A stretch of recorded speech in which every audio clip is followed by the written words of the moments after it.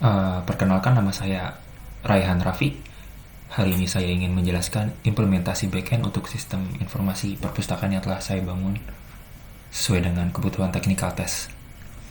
Di video kali ini, fokus kita adalah membedah sisi backend-nya dan kemudian membedah dari sisi atau code base Flutter.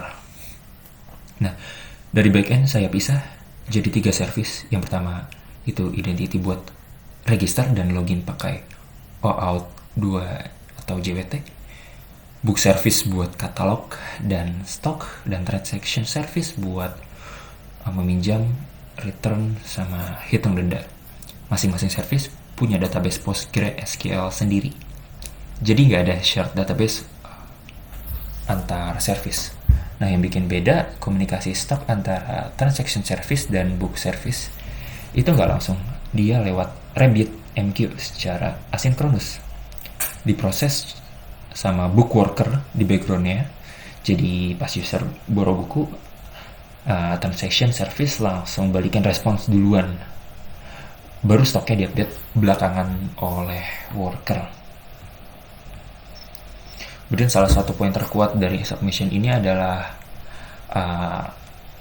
Async Saga Pattern menggunakan transactional outbox untuk interaksi antar service. Mengapa pendekatan ini penting? Di arsitektur microservice, kita ingin menghindari dual write yang rentan terhadap inkonsistensi data. Ketika user meminjam buku, stok buku ada di book service, sedangkan transaksi dicatat di transaction service. Jika kita menggunakan HTTP call sinkron biasa, lalu di tengah jalan terjadi kegagalan jaringan atau salah satu service mati, database kita akan berantakan.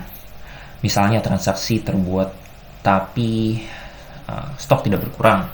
Nah, untuk mengatasi hal ini, saat ada request peminjaman atau pengembalian, yang pertama, transaction service akan membuat transaksi baru dengan status awal pending. Yang kedua, dalam transaksi database yang sama, kita juga menyimpan event pembaruan stok ke table outbox. Yang ketiga, kita langsung mengembalikan HTTP status 202 accepted ke klien. Nah, ini tuh membuat API kita sangat responsif dan tidak memblokir user.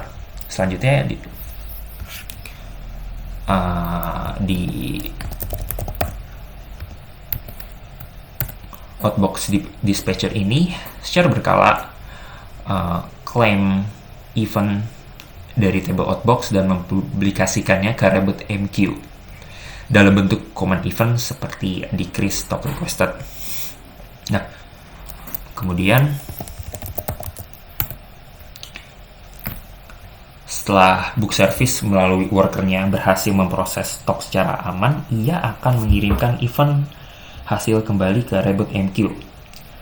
Transaction service yang mengonsumsi hasil ini akan finalisasi status peminjaman menjadi aktif atau cancel jika ternyata stoknya habis. Untuk menjaga idempotensi, setiap event membawa kombinasi antara transaction ID dan event type sebagai kunci idempotensi di database book service, sehingga jika pengiriman ulang event dari RabbitMQ at least sekali delivery, stok itu tidak terpotong 2 kali. Kemudian lanjut di sini.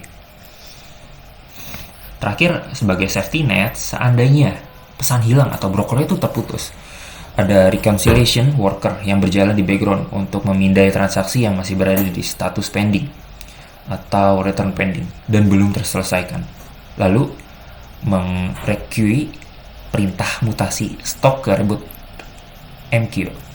Hal ini itu membantu menjaga sistem mencapai bisa dibilang eventual konsistensi. Kemudian kita bahas solid dan clean arsitektur.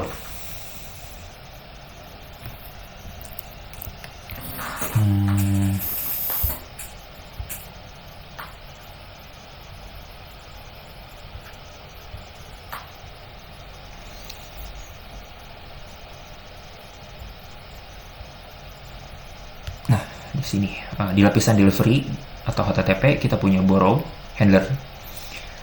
Ini tugasnya murni untuk memparsing request body, validasi JWT dari konteks, memastikan format UUID valid, dan memeriksa kehadiran idempotensi key. Setelah itu memanggil use case dan mengembalikan respon status 202 accepted ke klien. Ini menunjukkan implementasi SRP atau Single Responsibility Principle, di mana handler hanya fokus pada protokol HTTP-nya aja. Kemudian borrow function. Nah, di fungsi execute ini use case-nya borrow use case. Ini mengorkestrasikan aturan bisnis kita. Yang pertama, ia mengecek idempotensi key di level client. Untuk apa? Mencegah request duplikat. Kedua, ia validasi. Apakah user sudah melampaui batas aktif peminjaman atau kayak udah lebih dari 3 buku.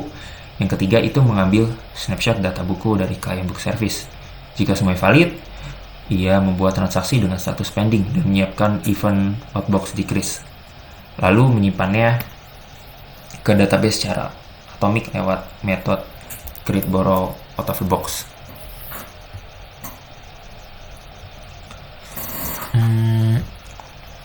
Nah, di sini atau DIP atau Dependency Inversion Principle, di transaction repository ini, di konstruktor use case, kita tidak mengandalkan kelas database PostgreSQL langsung. Jadi kita bergantung pada abstraksi, kayak misalkan transaction repository. Ini tuh wujud dari DIP atau Dependency Inversion Principle. Nah, detailnya database PostgreSQL kita ini disembunyikan di balik interface ini, sehingga jika suatu saat kita ganti database lain, kode use case ini tidak perlu berubah sedikit pun. Kemudian di transaction go. Nah, di sini ada namanya borrow transaction. Di bagian paling dalam arsitektur clean, kita memiliki domain entities file. File transaction go ini itu hanya berisi struct go murni dan logic validasi state transisi tanpa ketergantungan pada library framework eksternal atau ORM database. Ini tuh menjaga domain logic kita tetap bersih dan mudah dites. Kemudian ada find.go. Untuk perhitungan denda, ini saya menerapkan OCP atau Open Close Principle dengan memisahkannya ke dalam struct find calculator. Kelas ini bertugas untuk menghitung hari keterlambatan dan denda.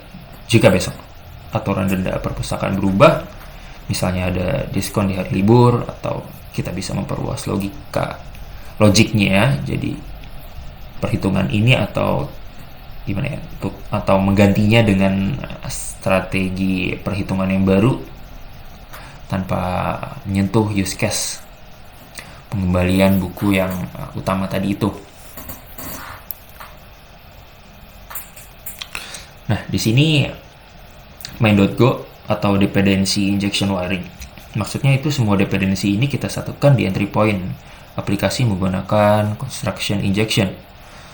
Di sini bisa melihat repository database, HTTP client, use case, broker, RabbitMQ, background dispatcher, reconciler, diinisiasi secara eksplisit dan disentikan itu satu sama lain saat startup. Nah, ini fungsinya untuk memudahkan pengujian unit karena kita bisa memudahkan atau masukkan objek mock.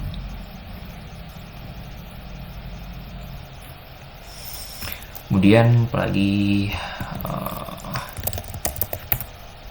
nah sekarang kita lihat demo sistem ini untuk verifikasi seluruh asinkron, kayak dia tuh mastiin berjalan dengan baik lah. Saya sudah buat script verifikasi otomatis di file ini. Script ini itu kayak intinya mensimulasikan pemakaian API dari awal hingga akhir secara aman dan cepat.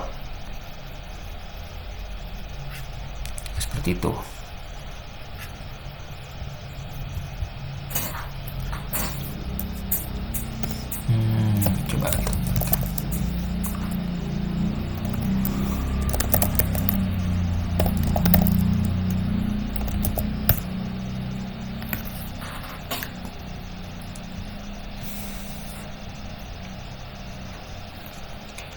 Dan ini sudah berjalan dengan baik. Kemudian kita coba testing.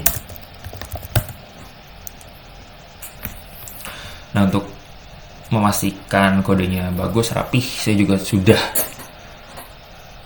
menuliskan unit test yang lumayan, sekitar 24 file testing, dan juga ada 146 test function.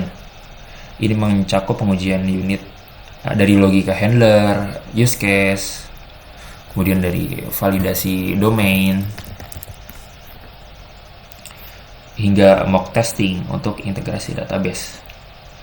Kita juga mengaktifkan GoRes Detector atau Go Test Res secara berkala untuk mendeteksi potensi kondisi REST condition saat melakukan operasi Go Runtime multithread. Selain itu, untuk menjaga penulisan atau kode Go-nya biar clean, kita pakai Golang CI Lin untuk menjaga codingannya tetap rapi, konsisten, sesuai best practice Go modern. Nah, sebagai penutup, kesimpulan, seluruh requirement utama dan bonus yang diminta dalam soal telah memenuhi spesifikasi,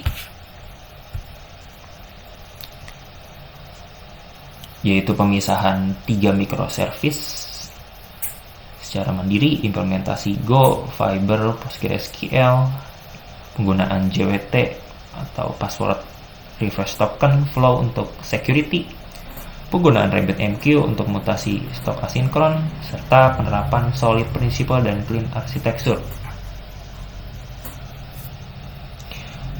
Kemudian batasan trade-off yang saya sadari desain ini antara lain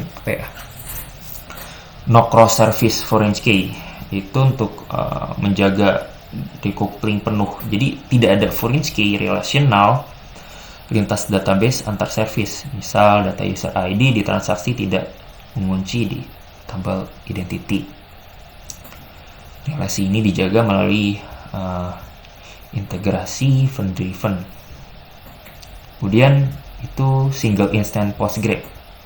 Nah, demi kemudahan demo lokal, Docker Compose database logis ini itu dipisahkan dalam satu instant Postgre. Jadi di dunia nyata database ini dapat dengan mudah didistribusikan ke server database fisik yang berbeda. Sekian penjelasan dari saya.